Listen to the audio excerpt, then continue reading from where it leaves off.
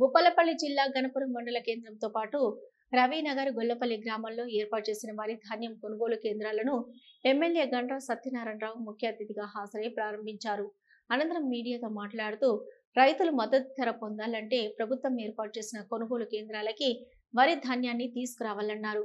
దళారులను నమ్మి మోసపోకుండా జాగ్రత్త పడాలని రైతులకు సూచించారు. ఈ కార్యక్రమంలో కాంగ్రెస్ పార్టీ నేతలు, వివిధ శాఖల అధికారులు, కార్యకర్తలు, రైతులు పాల్గొన్నారు.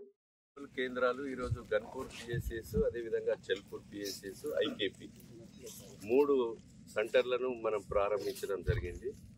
ఈ సందర్భంగా రైతు సోదరులకి, అదేవిధంగా ఈరోజు ఐకేపీ నడిపేటువంటి డిఆర్డిఓ గారికి, అదేవిధంగా డిసిఓ డిఎం గారు కూడా ఉన్నారు.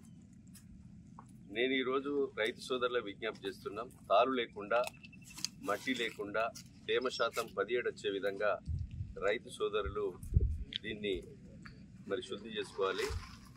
అదేవిధంగా కాంటా పెట్టేటువంటి వడ్ల కొనుగోలు కేంద్రాలు, అది పిఎస్ఎస్ అనుకోండి, ఐకేపీ కానీ ఇతర సంస్థలకు కూడా కోరుతున్నాం. వాళ్ళు ఏదైతే ట్యాబ్లో ఎంట్రీ చేసి ట్రక్ షీట్ రిసీట్ ఇచ్చేస్తే రైతుది పని అయిపోతుంది.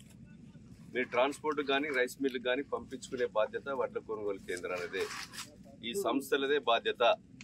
అదేవిధంగా మీరు పంపించిన తర్వాత రైస్ మిల్లు తప్పు చేసినా, ట్రాన్స్పోర్టర్ లారీ రాకుండా మరి జిల్లా యంత్రాంగం, డిఎం, సివిల్ సప్లై గారికి కానీ కలెక్టర్ కానీ మా దృష్టికి తీసుకొస్తే కఠినమైన చర్యలు ట్రాన్స్పోర్ట్ యాజమాన్యం మీద, రైస్ మిల్లర్ మీద ఉంటుంది.